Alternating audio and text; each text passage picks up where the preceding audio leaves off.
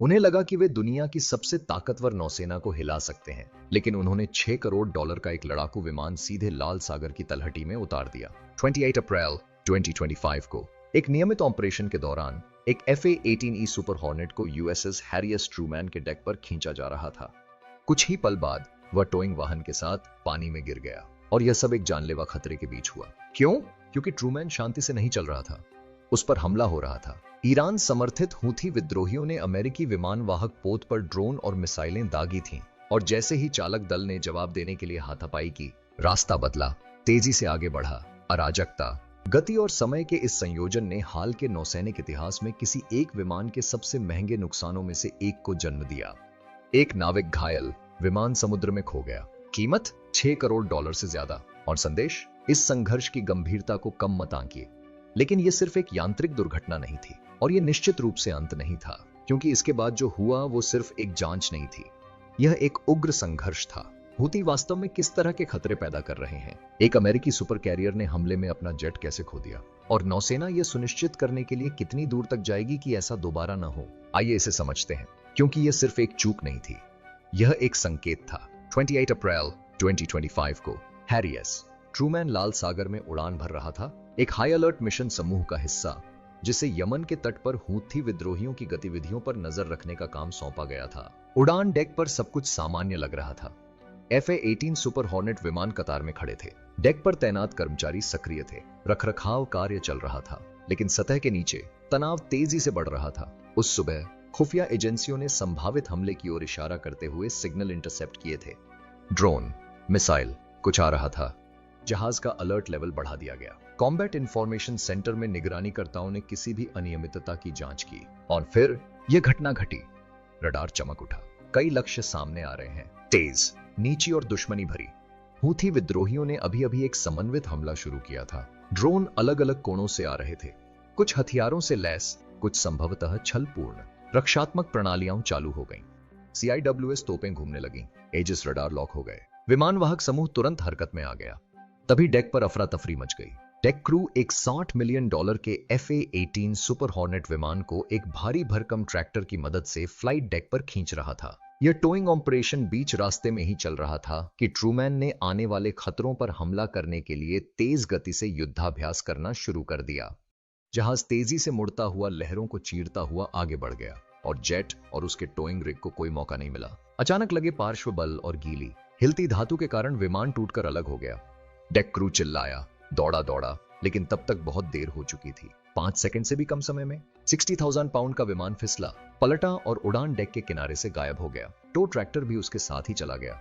Towing point के पास काम कर रहा एक नाविक हंगामे में घायल हो गया, और बाद में बताया गया कि उसे मामूली चोटें ही आईं, लेकिन विमान गायब, डूब गया, लाल सागर के नीचे कहीं समुद्र तल पर। नौसेना के शुरुआती बयानों में इसे एक गैर युद्ध दुर्घटना बताया गया है, एक तकनीकी शब्द जिसका सीधा सा मतलब है कि इसमें किसी हथियार का सीधा हाथ नहीं था।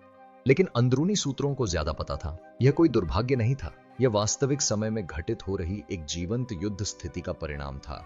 ट्रूमैन ने अपना जेट किसी धूप भरे प्रशिक्षण दिवस पर नहीं खोया, उसने अपना जेट ईरान समर्थित विद्रोहियों के एक लाइव ड्रोन और मिसाइल हमले के दौरान खोया। CNN ने बाद में बताया कि यह बचाव युद्धाभ्यास हूथी के कई लॉन्च सिग्नलों के जवाब में किया गया था। सूत्रों ने अमेरिकी नौसेना संस्थान को पुष्टि की कि हमला वास्तविक था और बहुत नजदीकी था, और यही वह बात है जो सबसे ज्यादा मायने रखती है। ट्रूमैन ने ऑपरेशन भी नहीं रोका। उड़ान डेक के कर्मचारी विमानों को लॉन्च करते रहे, स्ट्राइक ग्रुप जवाब देते रहे, सिस्टम संभावित खतरों पर नजर रखे रहे, क्योंकि जब आप 5000 लोगों की जान जोखिम में डालकर खतरनाक पानी में तैर रहे हों तो हिचकिचाहट कोई विकल्प नहीं है। यह एक दुर्लभ क्षण था। करोड़ों डॉलर का एक जेट विमान युद्ध में नहीं, बल्कि इसलिए खो गया क्योंकि उसके चारों ओर युद्ध चल रहा था, तेज, अप्रत्याशित, वास्तविक।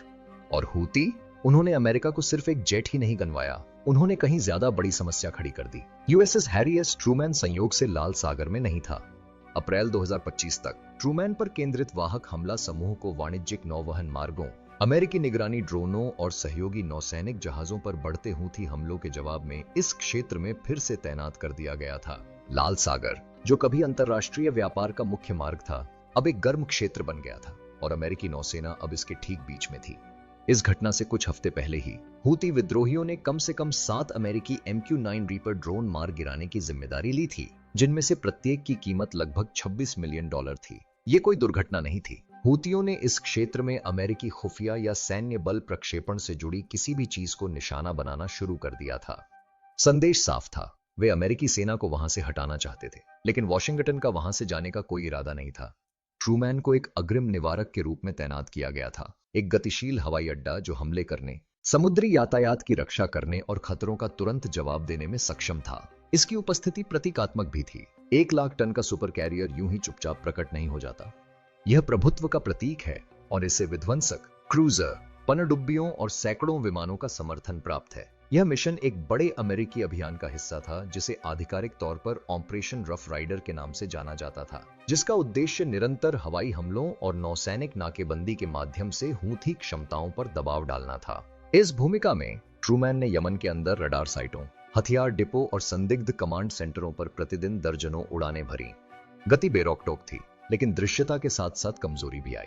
ईरानी हथियारों और तकनीक से भरपूर हौथी विद्रोहियों ने अपना ज्यादा ध्यान उच्च मूल्य वाली नौसैनिक संपत्तियों पर केंद्रित करना शुरू कर दिया, जिनमें ट्रूमैन भी शामिल था।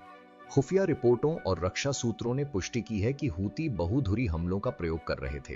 ड्रोन हमलों और बैलिस्टिक मिसाइलों के साथ मिलकर उन्नत रक्षा प्रणाली को भी ध्वस्त करने की कोशिश कर रहे थे। 22 अप्रैल को ट्रूमैन इसी से जूझ रहा था।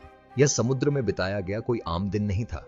यह एक अग्रिम पंक्ति थी, और जब किसी विमानवाहक पोत के हमलावर समूह को गोलाबारी के बीच अपनी संरचना बदलनी पड़ती है, तो कोई भी असुरक्षित चीज एक बोझ बन जाती है, यहां तक कि डेक पर खींचे जा रहे $60 मिलियन के लड़ाकू विमान भी।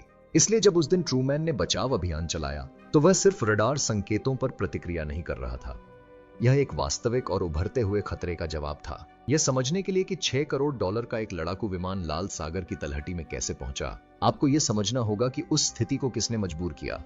हूतियों ने। ड्रोन मार गिराना, टैंकरों पर हमला करना या किसी विमानवाहक पोत पर प्रतीकात्मक रूप से भी हमला करना हूतियों को उनके समर्थकों के बीच भारी विश्वसनीयता और वैश्विक ध्यान दिलाता है, और यहीं पर यूएसएस हैरी एस ट्रूमैन की भूमिका सामने आती है। यह विमानवाहक पोत सिर्फ अवसर का लक्ष्य नहीं था, यह क्षेत्र में अमेरिकी सैन्य शक्ति का प्रतीक था। 28 अप्रैल को जब हूतियों ने ट्रूमैन की ओर ड्रोन और मिसाइलें दागीं, तो यह कोई अचानक किया गया हमला नहीं था, यह जानबूझकर किया गया हमला था। सुर्खियां बटोरने का मौका, यह कहने का मौका कि हम आप तक पहुंच सकते हैं। इससे कोई फर्क नहीं पड़ा कि किसी भी प्रक्षेपास्त्र का सीधा असर नहीं हुआ। हमले ने तुरंत प्रतिक्रिया की जरूरत पैदा कर दी। युद्धाभ्यास, अराजकता और उस अफरा तफरी में सुपर हॉर्नेट खो गया। इसलिए जब लोग पूछते हैं कि हूती एक वैश्विक महाशक्ति को क्यों उकसाएंगे, तो जवाब आसान है, क्योंकि उनके लिए अमेरिकी नौसेना को प्रतिक्रिया के लिए मजबूर करना, यहां तक कि उसके उपकरणों को नष्ट कर देना भी एक तरह की जीत है। और हर ड्रोन का प्रक्षेपण, हर मिसाइल का प्रक्षेपण उस दुष्प्रचार युद्ध में एक और तीर है। अमेरिकी नौसेना नुकसान को हल्के में नहीं लेती, खासकर तब जब दुश्मन के हमले के दौरान उसका एक भी लड़ाकू विमान समुद्र तल पर न गिरे। 22 अप्रैल की घटना के बाद के कुछ घंटों में यूएसएस हैरी एस ट्रूमैन पर माहौल न केवल बचाव की ओर बल्कि जवाबी कार्रवाई की ओर भी मुड़ गया। हालांकि नौसेना ने आधिकारिक तौर पर FA-18 सुपर हॉर्नेट के नुकसान को एक गैर युद्धक घटना बताया था, लेकिन अंदरूनी सूत्रों को इससे बेहतर पता था। यह एक शत्रुतापूर्ण कार्रवाई का नतीजा था, और इसका मतलब था कि प्रतिक्रिया जल्द ही आने वाली थी। दुनिया के ज्यादातर लोगों ने यह नहीं देखा कि पर्दे के पीछे क्या हो रहा था। सैटेलाइट इमेजरी, ड्रोन निगरानी और रडार टेलीमेट्री ने पश्चिमी यमन में फैले हूथी ड्रोन और मिसाइलों के प्रक्षेपण क्षेत्रों की पहले ही पहचान कर ली थी। एक जगह अल हुदैदा के पास पहाड़ियों में स्थित थी। माना जाता है कि एक और जगह, जो और भी अंदर थी, ईरान द्वारा आपूर्ति किए गए रडार उपकरणों से जुड़ी एक मोबाइल कमांड यूनिट थी। कमांड ने प्रेस कॉन्फ्रेंस का इंतजार नहीं किया। कुछ ही घंटों में जवाबी हवाई हमलों के एक पैकेज को मंजूरी दे दी गई। यह ऑपरेशन, जिसे गोपनीय तो बताया गया था, लेकिन व्यापक रूप से ऑपरेशन रफ राइडर का ही हिस्सा समझा गया। ट्रूमैन की वायु शाखा और पास के आर्लेबर्ग श्रेणी के विध्वंसक जहाजों के बीच समन्वित एक बहुचरणीय हमला था। विमानों में ईंधन भरा गया, हथियार लौट किए गए। सबसे पहले EA-18G ग्रोलर्स को लॉन्च किया गया। उनका काम हूती सेंसरों को जाम करना और पूर्व चेतावनी प्रणालियों को बंद करना था।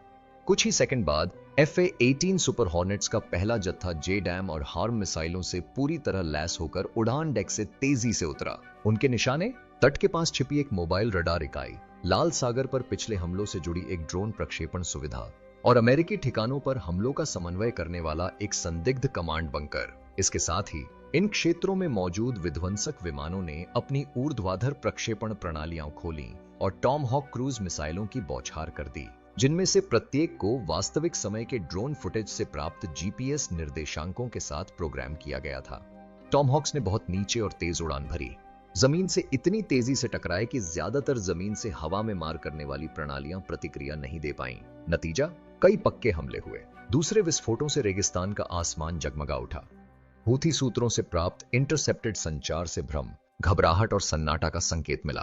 कई रडार साइटें बंद हो गईं, संचार सेवाएं ठप हो गईं। आईएसआर प्लेटफॉर्म ने कम से कम 2 प्रमुख परिचालन स्थलों के नष्ट होने की पुष्टि की, लेकिन यह सिर्फ जवाबी कार्रवाई नहीं थी, यह नियंत्रण फिर से स्थापित करने के बारे में था। पेंटागन ने हालांकि सार्वजनिक रूप से चुप्पी साधे रखी, बंद दरवाजों के पीछे यह स्पष्ट कर दिया, अगर हूती विद्रोहियों का हमला जारी रहा तो अमेरिकी सेनाएं और भी जोर से हमला करेंगी। मार्च 2025 के मध्य से अमेरिका हूती ठिकानों पर 800 से ज्यादा सटीक हमले कर चुका है। 22 अप्रैल की घटना कोई अनोखी घटना नहीं थी, यह उनकी बढ़ती क्षमताओं को दबाने के एक बड़े अभियान का हिस्सा थी। और हालांकि इनमें से ज्यादातर हमले मुख्यधारा के मीडिया में रिपोर्ट नहीं किए जाते, फिर भी इन हमलों ने पूरे क्षेत्र में एक जोरदार संदेश दिया।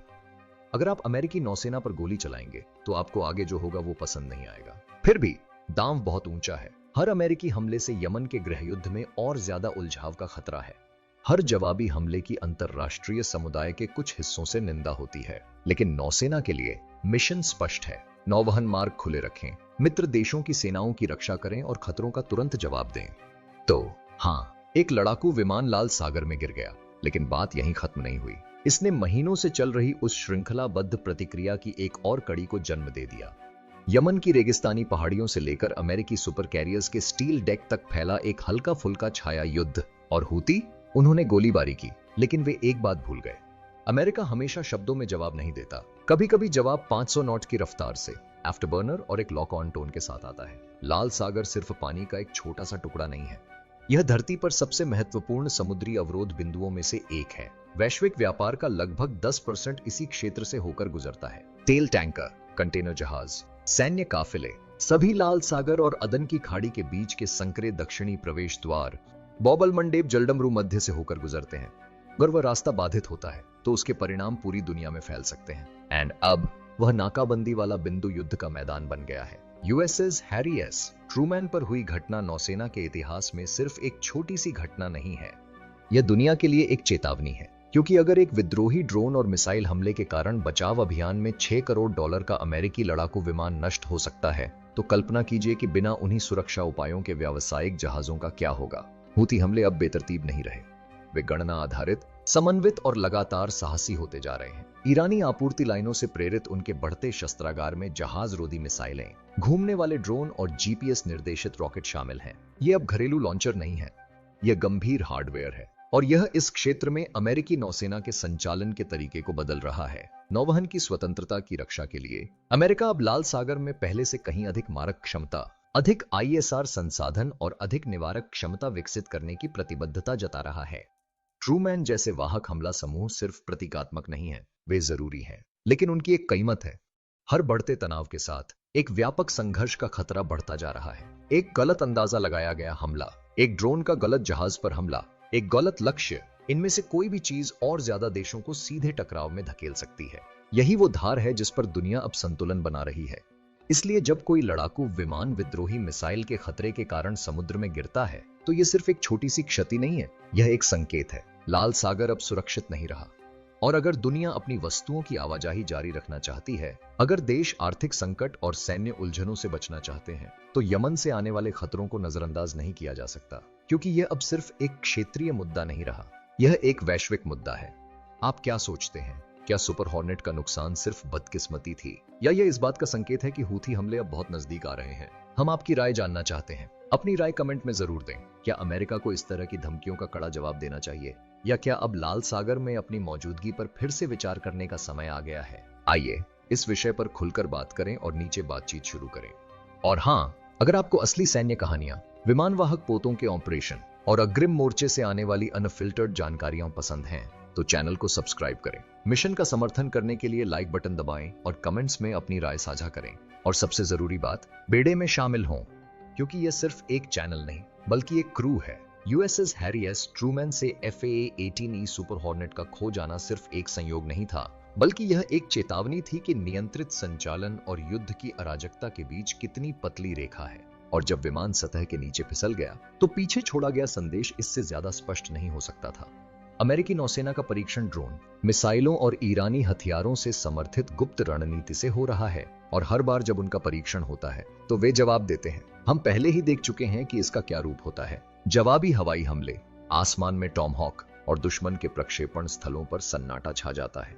लेकिन अभी तक हमने ये नहीं देखा है कि यह कितना आगे जाएगा, क्योंकि यह सिर्फ एक जेट की बात नहीं है। यह लाल सागर को खुला रखने, अमेरिकी सेना की सुरक्षा सुनिश्चित करने और यह सुनिश्चित करने के बारे में है कि अगले हमले में इससे भी ज्यादा नुकसान न हो। अब एक और सवाल आपके सामने है। क्या यह घटना सिर्फ अराजकता के कारण हुई एक अजीब दुर्घटना थी, या लाल सागर में संतुलन बिगड़ने का संकेत? हमें कमेंट में बताएं कि आप क्या सोचते हैं। क्या आप दोगुना प्रयास करेंगे या पीछे हटेंगे?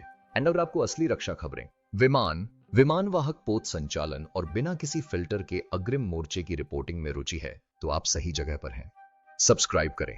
अगर इससे आपको संघर्ष की बेहतर समझ मिली हो तो लाइक बटन दबाएं, और सबसे बढ़कर बेड़े में शामिल हों। यह मिशन अभी शुरू ही हुआ है। देखने के लिए शुक्रिया। सुरक्षित रहें, तैयार रहें।